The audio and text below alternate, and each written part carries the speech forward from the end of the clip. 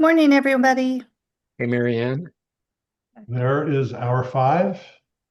So with that, I will call the February 17th, 2026 Las Virgenes Malibu Council of Governments Governing Board meeting to order. Will the executive director please call the roll? Aniko Gold, Here. Marianne Riggins, Here. Penny Sylvester, Here. Alicia Weintraub, Here. President Pearl. Here. We have all five of us. Next on the agenda is approval of our agenda. Are there any revisions that anyone would like to make? Seeing none, can I get a motion to approve? Penny Sylvester moves to approve the agenda. I'll second that. Moved and seconded. Will the executive director please call the roll? Aniko Gold, Yes. Marianne Riggins, Yes. Penny Sylvester, Yes. Alicia Weintraub, Yes. President Pearl. Yes, that passes 5-0. Number 3 on the agenda, public comment period. Are there any members of the public that would like to address the governing board? Seeing none, Terry, are there any public comments that you've received electronically? No, but I just wanted to make you aware that one of the other COGs recently had I don't know, got hacked into their board meeting with like all sorts of crazy images and things like that.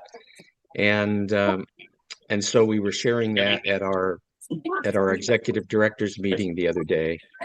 And I just wanted to make you aware that, right now we don't have a waiting room and it just opens up, but it sounded like this group is making the rounds. And so I just wanted to make you aware of that just in case that happens at a future meeting. I can stop everything as quickly as possible and then get going again. But since it seems to be going around, I just wanted to let everybody know. Thanks for that. But other than that, I don't have any, nobody's contacted me with regard to public comments. Very good. So we will move on to the consent calendar. The consent calendar will be approved in one motion unless anyone would like to remove an item. If there are no items to remove, can I please get a motion to approve the consent calendar? So moved. Second, Marianne. Will the executive director please call the roll? Aniko Gold, Yes. Marianne Riggins, Yes. Penny Sylvester, Yes. Alicia Weintraub, Yes. President Pearl. Yes. Motion Passes carries. 5-0. Next are informational items, and as you may have seen from Terry, AQMD Governing Board member Brenda Olmos is not able to join us today, so we will move on to the Regional Smart Cities Fiber Network project update, and I'll turn it over to you, Terry. Okay, thank you. As you recall, the governing board approved awarding the contract, and we're in the process, and I'll let Jonathan Smith expand on this. We're in the process of getting that finalized. It's taken a little bit longer than we expected on the back and forth in trying to nail down locations and timing, but hopefully we'll have that resolved and it'll be executed by the end of the week. And then with that, Jonathan, why don't you jump in and give an update, and then I can add to anything that we might want to include. Great. Good morning, governing board. Thank you, Terry. As Terry mentioned, it's taking a little bit to get through the contract. However, we have a final meeting with Maztec today at 2:30 to go over their last couple questions, and we're hopeful to execute the contract by the end of the week. They are looking to get started pretty quickly, so it's good that we're getting our rain out of the way so we can avoid any rain delays. And we're also concurrently working on the permitting through Caltrans necessary for this project, and my team will be working with each of the cities to pull the permits as soon as possible. So, assuming everything goes as planned, we should be under construction March, April. So that's my update, Terry. Okay, and we also, I spoke with the city managers with regard to a groundbreaking, and I'll elaborate that on more on in my report, but things are moving along positively, so we're encouraged. Questions for Jonathan or Terry?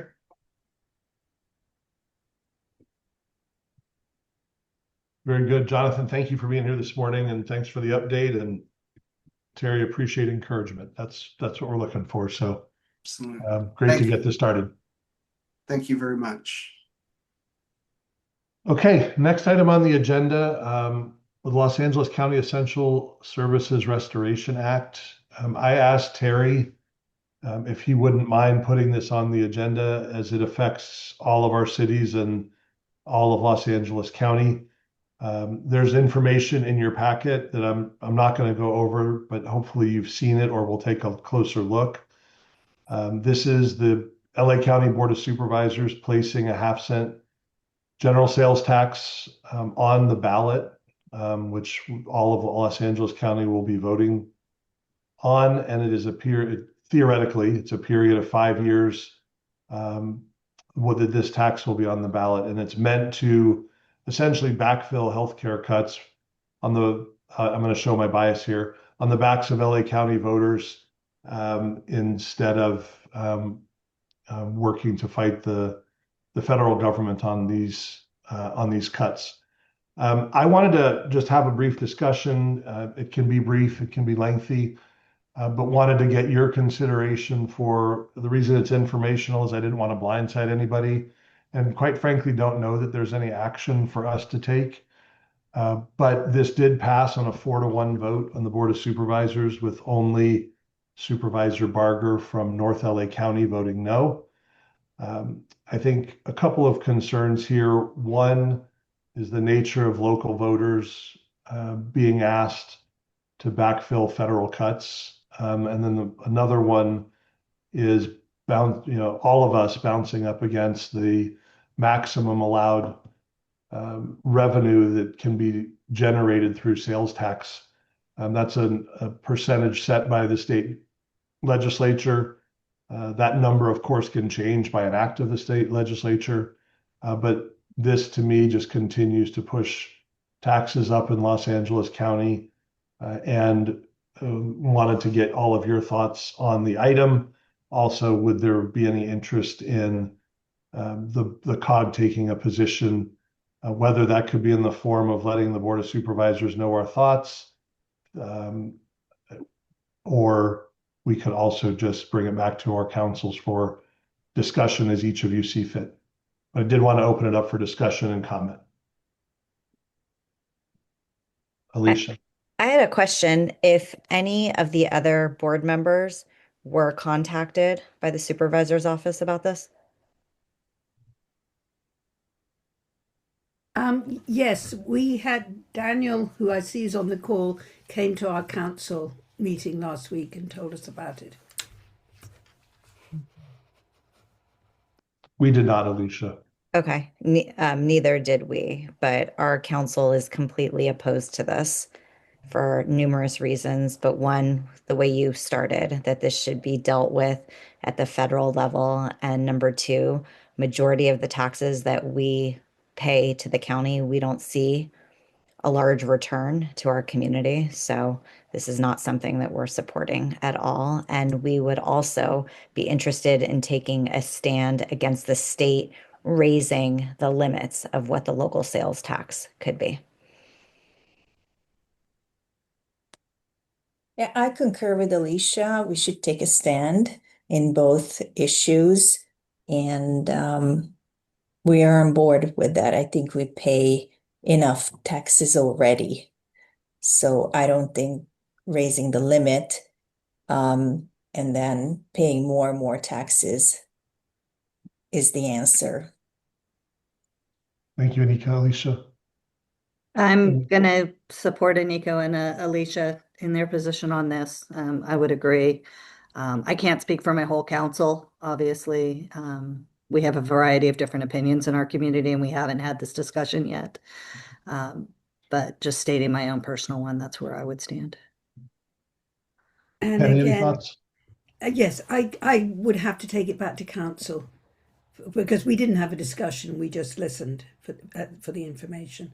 So I would not be able to, take a stand until I've had direction from the rest of our council members.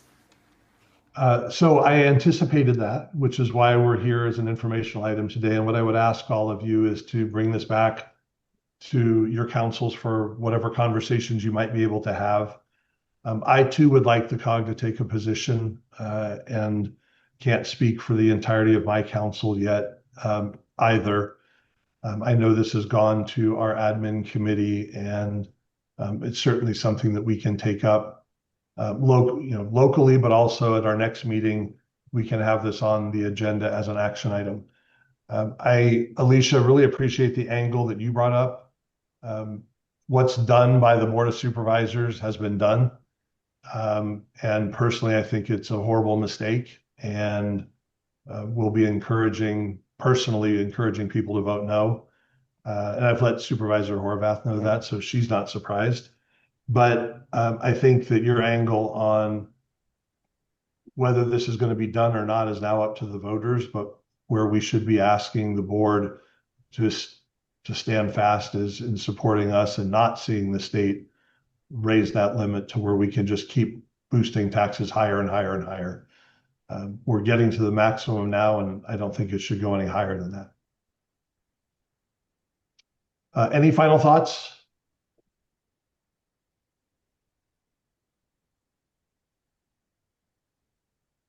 Okay, Terry, if we could just have this on our next agenda as an action item, and if all of the board members can take it back to their cities, and we'll do our best to take an action next time. Appreciate the conversation.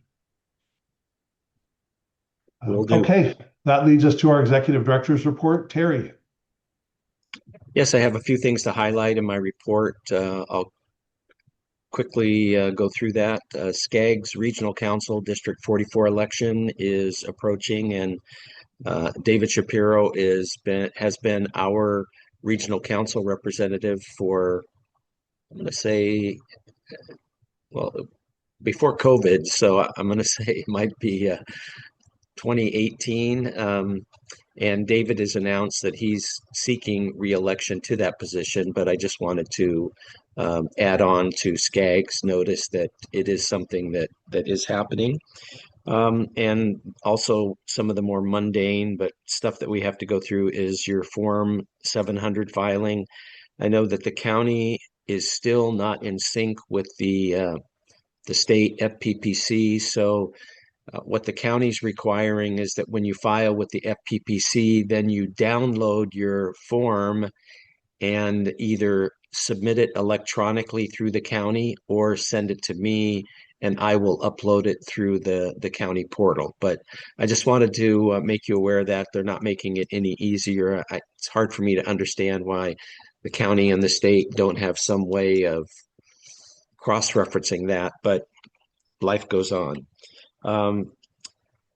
With regard to the fiber project, I just wanted to follow up on the groundbreaking. The city managers and I discussed that at the city managers meeting earlier in the month, and they're appointing their social media comms teams representatives, and we're going to discuss where and how many. I jokingly said, well, we would have one, but maybe we should have 5 so every city could have one and it get publicized in the city. And that kind of got legs for a little bit. And I'm not sure if we're there yet or if we're going to have just one spot. So it will be something that will be planned out in advance. So all of you will be made aware of the date, and we'll make sure that there's no conflicts and as many of you as possible can attend that.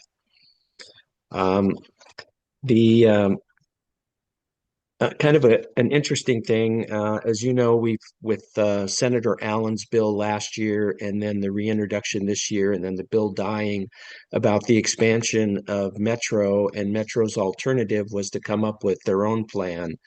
They they asked me to represent the COGs, the LA County COG executive directors on this ad hoc committee, and the first meeting is next week. So it'll be interesting to see how things move forward on the discussion of an expansion or whatever might end up.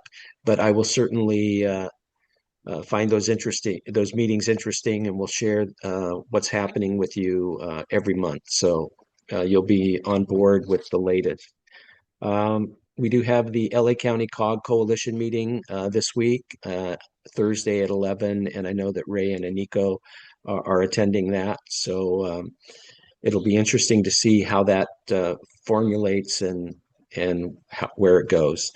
I also want to point out that with Ray's support, with President Pearl's support, I spoke with Lauren Gill from the Wildlife Crossing about having another tour, and we've arranged to have a tour following an in-person COG meeting on May 19th.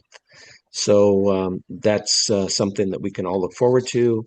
I just want to raise again, because the Wildlife Solutions Coalitions continues to reach out to me every month if our COG has made a decision about joining. And I said we've sent it down to our cities for discussion, and then when it comes back, I will let them know. And then lastly, and one of the most important items is next month I will begin the next go around with the COG's Highway Working Group to initiate programming for our Measure M allocation for 27-28 that will come to the governing board in September, and the city managers for a recommendation and then approval. The allocation totals will be about $19 million. Part of that is the 4.5 carryover from our fiber project that wasn't programmed. And in addition, some of our city projects, for example, Calabasas Road project did not get funded completely for this year, but we're going to carry that money over and plug it in for the next year, so they'll have their full allocation. So we tend to have a lot of meetings once we get started with the Highway Working Group, just to make sure that everybody's keeping up and that we're all on the same page by the time we get to August to finalize it for the city managers and then coming to you. And that concludes my executive director's report. Any questions for Terry?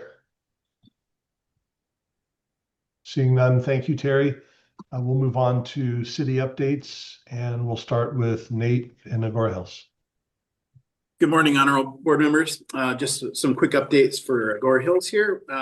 We are currently finalizing our e-bike regulations, and I know the surrounding cities have also either adopted or in the works of that. One thing I just want to point out also, we found a really great nonprofit we're going to work with to try to do some educational training.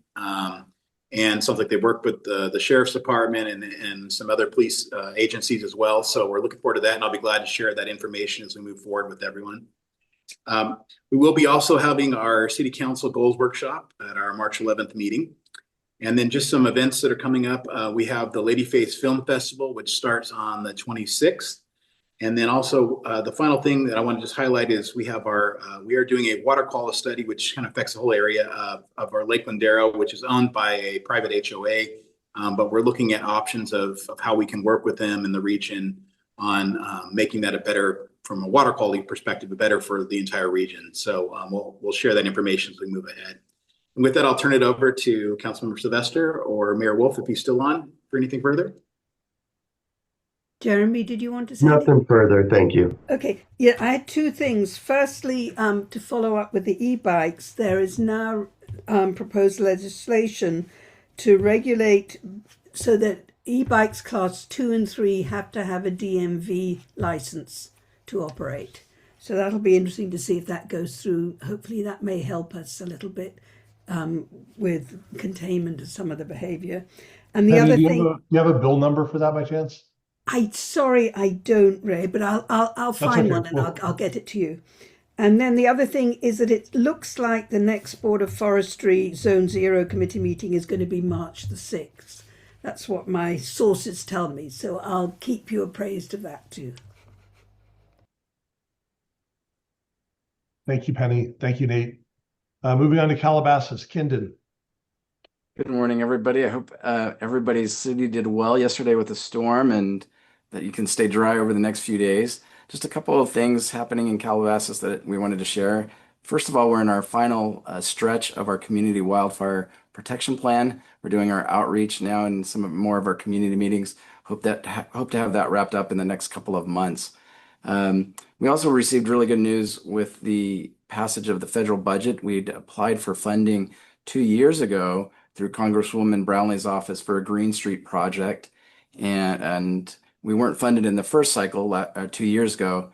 That grant was resubmitted by the Congresswoman's office for this year, and we were just notified of that grant in the tune of about $850,000 again for a citywide Green Street project. So we're excited about that. And then, as many of you know, our council made a big decision just recently to move forward with our own sales tax initiative. This was something that we've studied for the last 2.5 years and felt it was important to do so to keep those funds local. I think we've talked about the risk that we all run when those funds are taxed, but our communities don't see that return on that. And so again, that is a special election. It will be held on May 5th. And so we're moving very quickly on that. It will be an all mail-in ballot election. And it'll be a big step for our community as we look for our future finances and keeping those funds local. With that, Councilmember Weintraub, I'll let you add anything else. No, thank you. I just wanted to stress that regarding the sales tax, no one likes new taxes, but in our city, we're really focused on local control and keeping the dollars there and modeling what other cities in the county have done. So thank you. So Alicia and Kindon, with your election being in May, does that, if that passes in your city, does that put you up against the max? Yep. And then you can fight it out with the county about what happens if that passes countywide a month later? Correct. That'll be interesting to watch. And do you mind Calabasas telling me, always started up. Thank you for your telling update. me what the tax increase is for my notes? Yeah, so the city is going after a 1 cent sales tax, 1%. Okay, thanks. And President Pearl, again, our thought with that is we had this discussion at our meeting, and we knew that if we competed on the same ballot in June, that would be more of probably a legal and question of whose measure would take precedence. And so that was the decision of the council to move forward on a special election on May 5th to preempt that. I just think it highlights the points we raised earlier about the gymnastics you're having to go through to address a local concern. At the same time, the county's trying to address a federal concern on the back of the same voters. So appreciate that and all that you are doing and going through in Calabasas, and we'll watch closely how that all turns out. Yeah. Thank you for your update. We'll jump to Hidden Hills and Gloria. Thank you. Just want to add that Hidden Hills City Council approved an agreement with Disco Inc. to implement the city's AI-powered municipal library platform.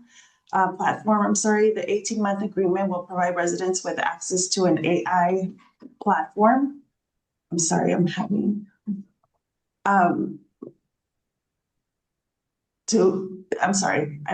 having computer issues and it turned my screen shut off. The 18-month agreement will provide residents with access to an AI supporting learning management system, digital research tools, and community-based educational programming. All this is going to be funded with our restricted library funding at no impact to our general fund. I also want to announce that we just recently hired Amber Servant, who has joined the team as our assistant city manager. She brings 12 years of local government experience, and so we're very excited to have her join our team.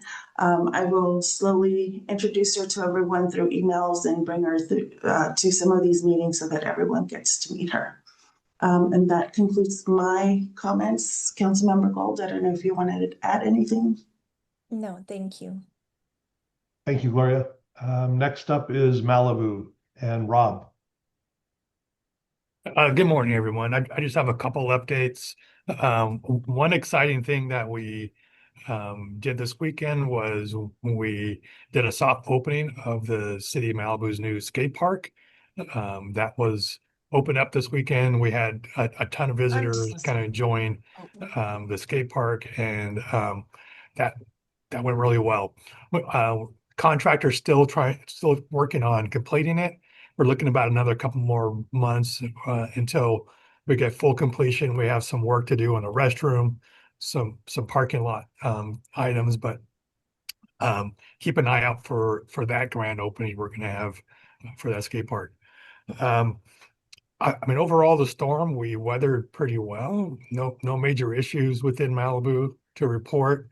I just got notice that, and I think Captain Carr will probably expand on this, but the evacuation warnings are still in effect, and we have some potential rains coming up. So we're keep an eye on all that, and I think we're looking pretty good. With that, this is probably my last meeting, and the new city manager, Joe Irwin, will likely be attending these meetings. I may attend for him in the future, but Joe Irwin is the new city manager for City Malibu. He starts on March 2nd, and we're all excited for him to join. And with that, I'll see if Councilmember Riggins has anything to add. Oh, that just reminded me, I need to change my background. So I just want to say thank you to Rob.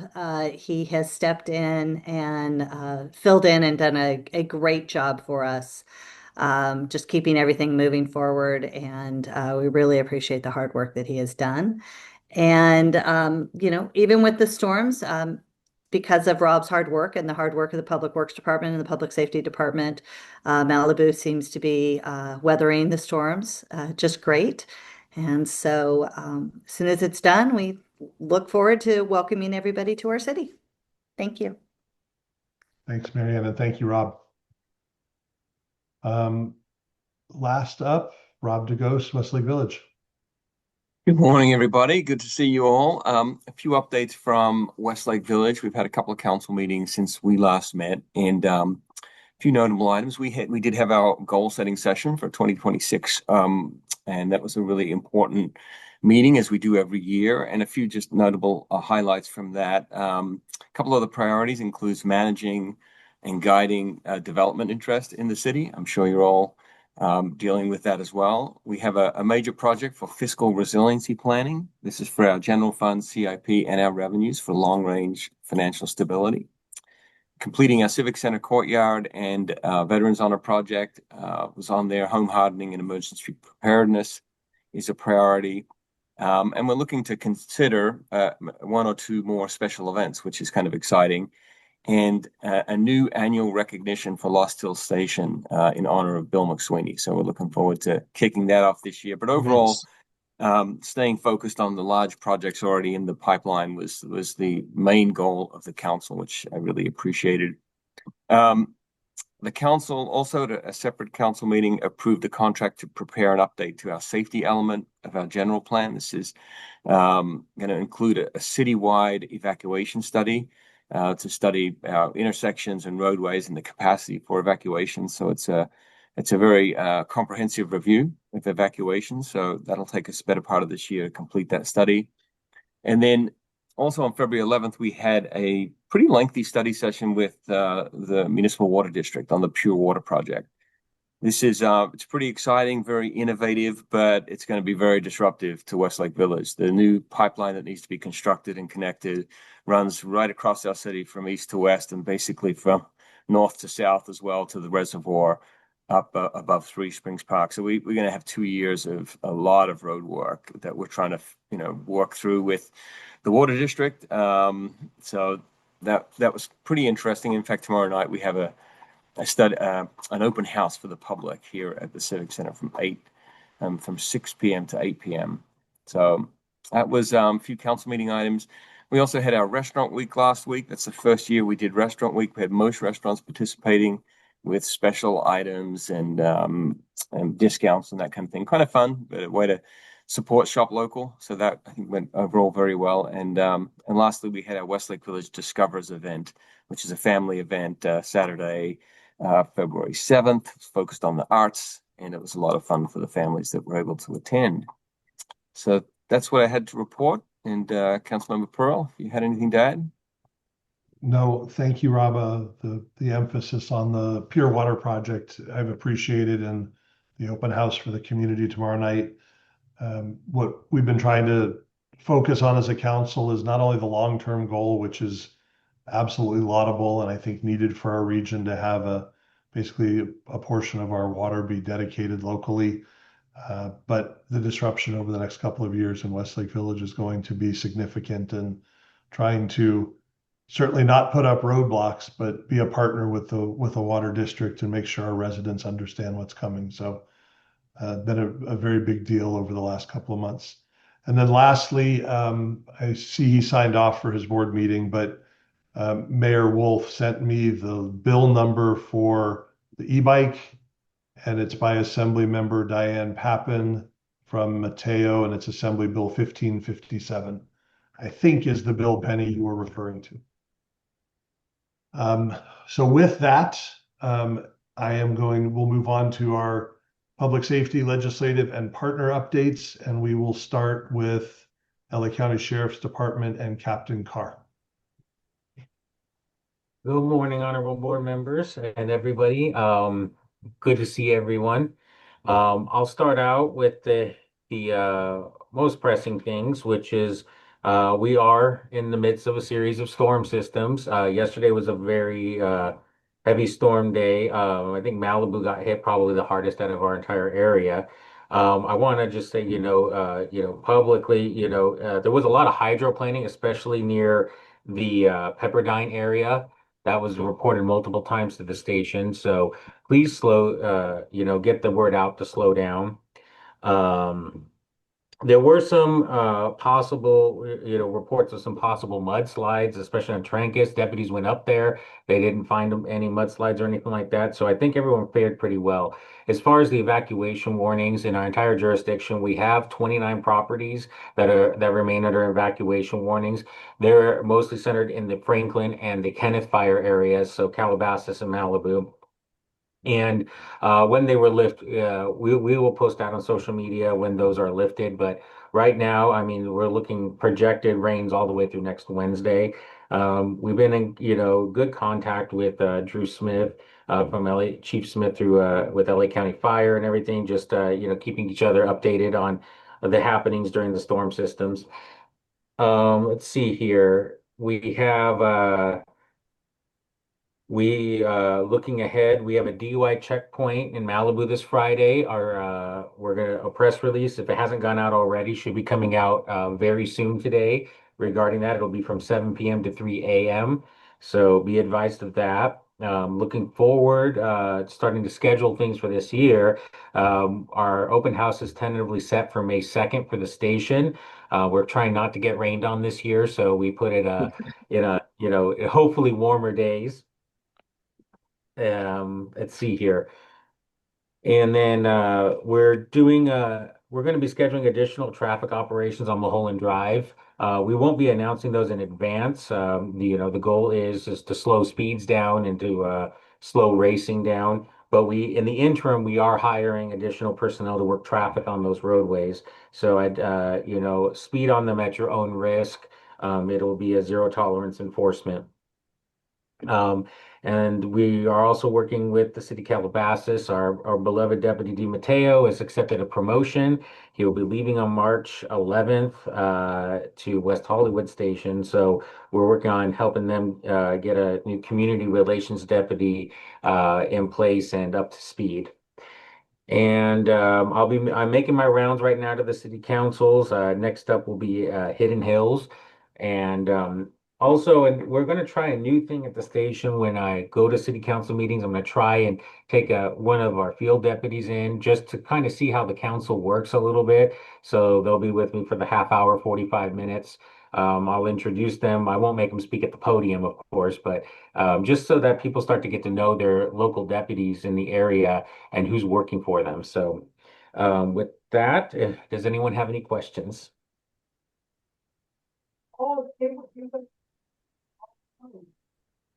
Very good. Thank you very much, Captain Carr. Appreciate your hard work, your teams. Next up, LA County Fire Department, Chief Smith or Megan Courier. Yes, good morning. And your fire department is doing great. Of course, we were busy the past 24 hours, but we weathered the storm, as you could say. But we're preparing this whole week, well, up through Thursday with augmented staffing, and that includes our aircraft, our heavy equipment, our hand crews, and an augmented swift water components in the area for us. We're also, of course, tied in with our sheriff's department, so Captain Carr is a great partner, so we make a consolidated, unified decision on how we're going to do staffing, how our interoperability is going to happen with that information sharing. And with that, we are looking really good. So I appreciate all the support from the COG and all our cities. We're proud to be your fire department. And if there's any needs, please reach out to me. And Megan, excuse me, I was thinking of somebody else I have an issue pressing right now. Megan is en route to handle some stuff, so I don't know if she's going to be able to chime in. She was navigating traffic and all the complaints. I'm here. Oh, she made it. There she is. Good. Down PCH. Let's go.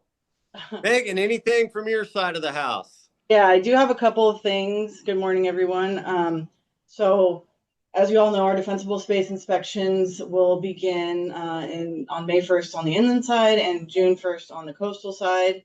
And in regard to that, we will be having a defensible space referee hearing that we hold every year in case any members of the community have any issues or questions that they want to address with our forestry division and our department. So that meeting will be held on Thursday, the 26th at Agoura Hills City Hall. That's open to all residents of the region. There will be a presentation, but there will also be a breakout session in the community room where if anybody has any specific questions about their property, their inspections, they can speak with staff from our forestry division. So like I said, that's the 26th, 5 to 8 p.m. at Agoura Hills City Hall. And then also tomorrow is the California Contract Cities Board meeting, and this we have one every year at the fire department headquarters. So tomorrow evening, the Contract Cities Board meeting will be at LAO with dinner. So hopefully we will see some of you there. That's all I got for today. Thank you, Megan. Any questions for Megan or Chief Smith? Yes, I can. Thank you. This year, because the very high fire hazard severity zone has widened, many residents in Agoura Hills are now getting the letter about, the brush clearance, and some of them are confused. And I've been telling them that they, don't panic because they think this means the 0 to 5 zone has to be cleared. And I'm saying to them, wait until the inspections go through and you're notified. And then I'm also telling them that, because the Zone 0 committee hasn't finalized regulations, when they do, existing homes are going to have 3 years to comply. Am I correct in saying that to them? Yes, you are. However, just know that we're always able to write within Zone 0 and up to 200 feet. So just because Zone 0 isn't there doesn't mean it is a free-for-all. So anything that may be compromising the receptiveness around their structure, we're able to write with that. But it is going to be a rollout. So every year we have had good compliance and we've had great feedback in our interaction with the community and the homeowners on setting a transition plan of improvement around their home. So our hope is when we see the final set of what it's supposed to look like, that our homeowners will be well prepared, and they're just not slammed with it. That we've had a rollout over the course of three years to progressively get to what the Zone 0 requirement is, and every city and unincorporated area or community is different. So it's hard to compare equally all of the areas because of their structural makeup and how people can afford to do or not to do. But we take a lot of pride in those personal attention inspections to help the homeowner with that transition. That is a great question. Great. Thank you very much. You're welcome. Hey, Megan? And as you mentioned, everyone, if they do, have serious questions or issues, they should wait until the inspection is completed to do anything, because they will be given instruction after the inspection about what needs to be changed or fixed. And if they still have questions, they can obviously come to the meeting on Thursday the 26th and ask any of those questions. Great. Thank you so much. I think one of the keys on this topic, and Penny, I want to thank you for being so dogged and determined, not only representing the COG, but your city and all of our residents on this topic. Every time I hear Chief Smith or Megan talk about this, they're incredibly persuasive. And I think for me, what's different is pre-Woolsey fire, this was always theoretical. I think about where I live and the chance of evacuation. I always said if we ever evacuated, it was going to be Armageddon. Well, now Armageddon's happened twice.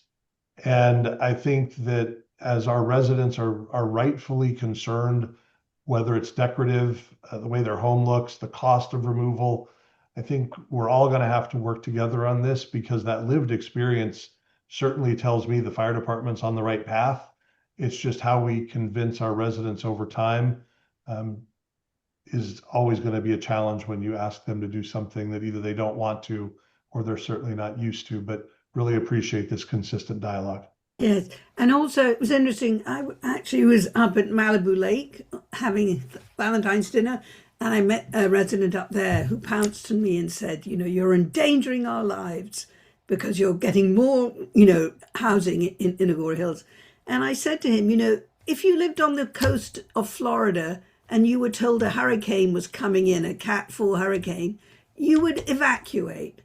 And I think we have to change the mindset in our community. When we know there are red flag days, if you live in vulnerable areas, you've got to be, planning ahead and not waiting until the fire's coming up the road to evacuate. And I think that's a new message that we're going to have to push out. And Penny, in Rob's report, he touched briefly on our council updating our public safety element. We're spending a lot of money on it, and we're taking a really hard look at it, truly focused on these new maps and the new reality post-Woolsey fire. It's no longer theoretical. And with public safety being all of our number one goals and objectives, I think the work that the fire department is doing, not only on the education side, but protecting all of our homes in an area that's prone to wildfire, it's incumbent upon all of us to do things a little bit differently. And part of that is educating our residents and coming up with those new messages.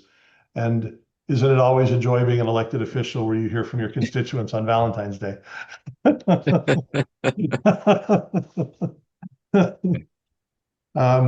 Chief and Megan, thank you very much for your update. Really appreciate it. Thank you for the support.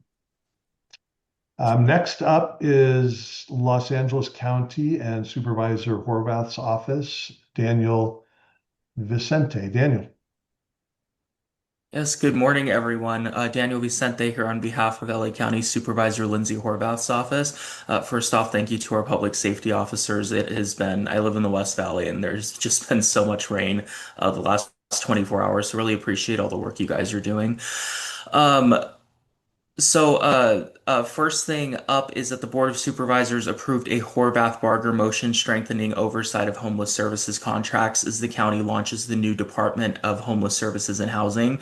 This is following years of audit findings under LASA. The motion requires stronger contract monitoring and a report back within 60 days from that motion before new contracts are executed next fiscal year.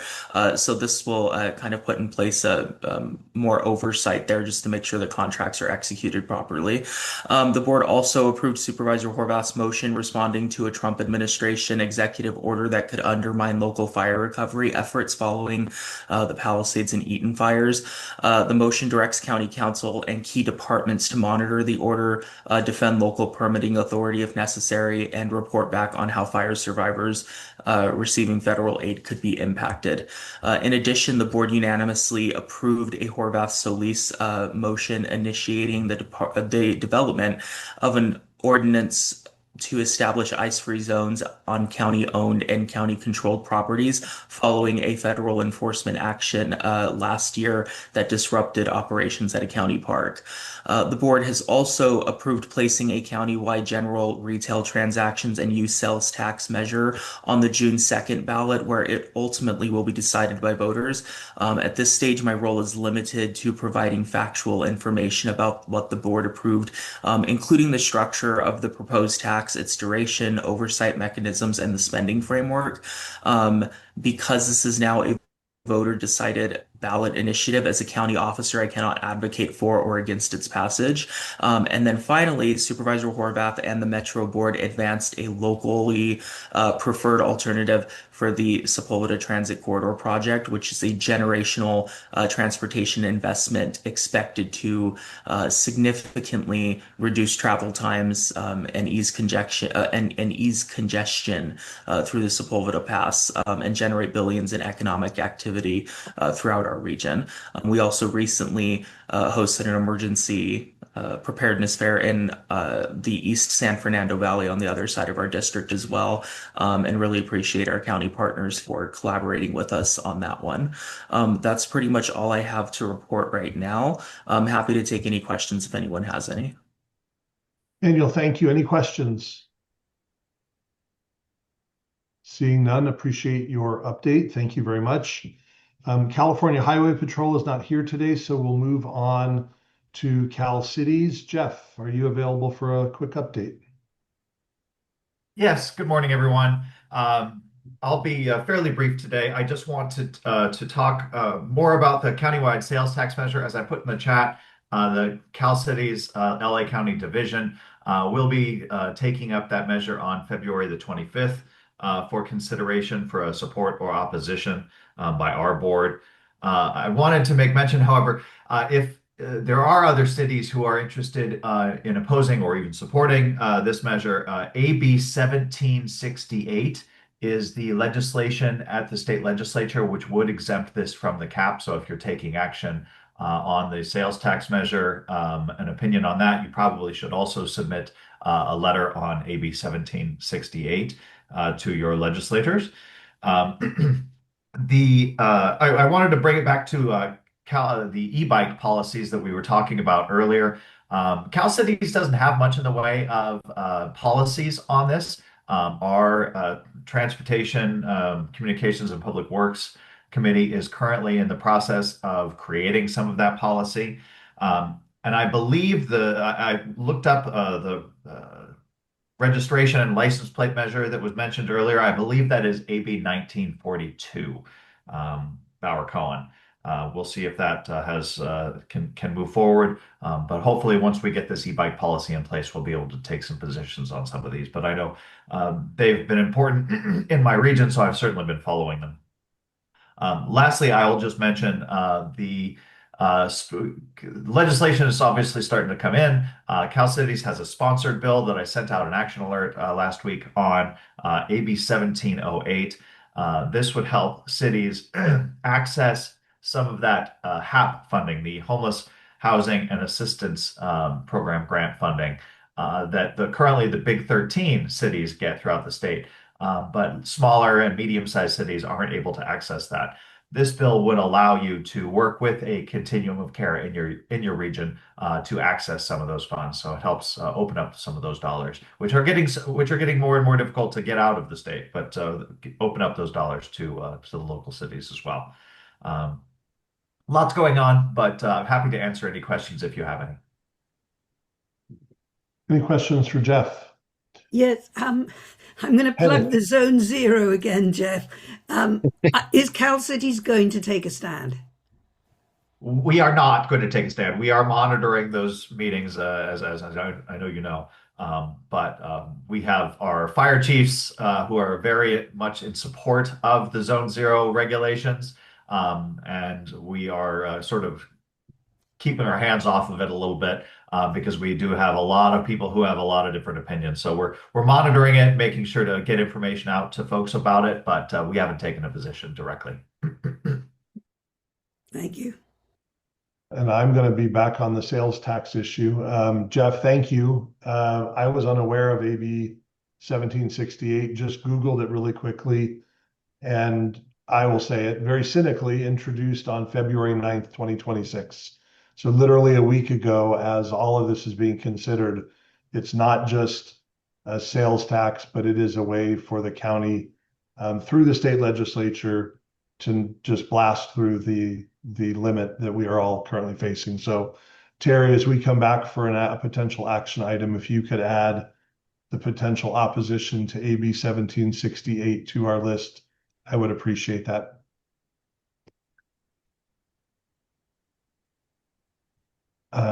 Okay, those are all of our updates that are planned, but I'd like to open it up for any legislative staff and agency partners. Should you wish to provide an update, now is your opportunity.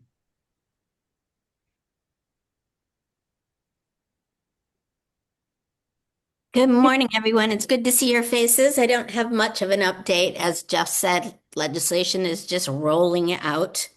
So that is what we are doing, rolling out our package. I will update you more as I learn more about it. I will mention that on March 21st, we are working with the Thousand Oaks Police Department and the Conejo Valley Rec and Park to hold a disability fair. We already have over 65 vendors. It's going to be at the Thousand Oaks Mall parking lot. I think it'll be a great event. Last year, it was absolutely wonderful. One thing about legislation that I will add is that the governor is pushing to put a package of bills together regarding ICE. So there will be a lot of what can and can't be done in our communities, all the while trying to keep it so it is constitutional.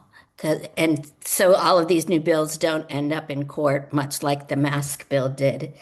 I think that's it for me right now, unless anyone has any questions. Sorry, no face today. I had a bit of surgery on my forehead, which gave me 2 black eyes. So it's good to see your faces. Mine wouldn't be so much. Always a pleasure to see you and hear you, Nancy. Thank you for your update. Any questions? Could I ask? Penny, sorry, please. Nancy, are you going to send us a flyer for the disability fair? I am. Great, because I attended last year and it was wonderful. So yeah, and it's even bigger and better this year. I will send it to Terry so he can get it to everybody. Thanks. Thank you, Nancy. Thank you, Nancy. Stephanie. Good morning, everyone. I'm glad to hear that everyone had a safe yet rainy long weekend, and I know we've got a lot of rain coming up. SCE is excited to be participating in the Malibu Pacific Palisades rebuild event taking place on the 22nd this weekend, and providing information to communities on rebuild options for having energy efficient as well as resilient homes. When it comes to legislation, there's only one bill that we are currently opposing, and that's SB 327 McNary. It's a reintroduction of a bill, and the reason why we're proposing it is because it's duplicative. It creates a code section that is duplicative for AB 1167, which was just enacted in 2025. So I imagine in working with the member, this bill may get pulled before the end of the year. And as things evolve, I'll share more information with the COG. Thank you very much. Thank you, Stephanie. Any questions? Any other reports? I note there's a rather lengthy SCAG update included in the agenda. If you haven't seen that, that starts on page 18. And seeing no other reports, we have a single action item today, and that deals with the Los Angeles County Affordable Housing Solutions Agency, La Casa, is requesting the governing board approval of the budgets related to production, preservation, and ownership, renter protection and homelessness prevention, and technical assistance that will be attached to the MOU we approved last month. Terry, I'll turn it over to you. Thank you, President Pearl. Subsequent to subsequent to your approval of the MOU with La Casa last month, La Casa informed me that we needed to officially approve the budget that is how the money was allocated to us. And while we had a total amount in that MOU that wasn't specifically broken down. And so basically, this is kind of just a cleanup item to approve the way the money was allocated to us. And that is the annually $265,000 for the production, preservation, and ownership of housing. And then the renter protection and homeless prevention is $166,000. And then there's technical assistance for supporting the implementation and the RPO. And that's $27,000 for a total of $495,000.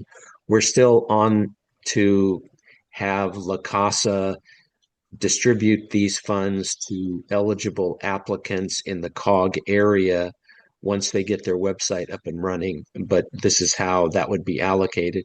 And La Casa also informed us that the $27,000 for technical assistance, if the COG needed that, or for some sort of legal advice, we can use it for attorney fees or attending meetings or something like that. I'm not expecting that we would do that, but I just wanted to make you aware of that's what that money was for. And with that, that concludes my report. Thank you, Terry. Any questions for Terry? Again, appreciate that it's basically, we'll call it cleanup from our already approved motion. If there aren't any questions, then I would accept a motion to approve the budgets as outlined in Terry's report. Penny Sylvester so moves. Is there a I'll second? second that. Moved and seconded. Terry, would you please call the roll? Yes. Aniko Gold, Yes. Marianne Riggins, Yes. Penny Sylvester, Yes. Alicia Weintraub, Yes. President Pearl. Yes. Motion That carries passes. unanimously. That passes 5-0. Are there any comments, general comments, questions, or future agenda items that anybody would like to bring up at this point? Marianne. Hi, we recently had at our council meeting concern about AB 768, which is regarding mobile homes and how rents could possibly be increased on those annually. Other things having to do with how park managers and the tenants would go about either setting rents or changes of subletting and things like that. I think this is a bill that is of concern for the entire state. So it might be good to at the very least, have an informational item put on so the communities, I don't know which communities here have mobile home parks besides Malibu, but it might be informative for the group going forward. Westlake Village does. So Terry, maybe we can add that as an informational item. Marianne, was that it's an assembly bill or a It's Senate an assembly bill 768. Assembly. And it's making its way through the legislature right now. Okay. It's similar to a bill that went through, I believe, last year. But it has raised concern within our park residents. And I think as I said, I think it's something statewide that there could be concerns. So at least to put it on everybody's radar so you're informed if your residents do have any questions.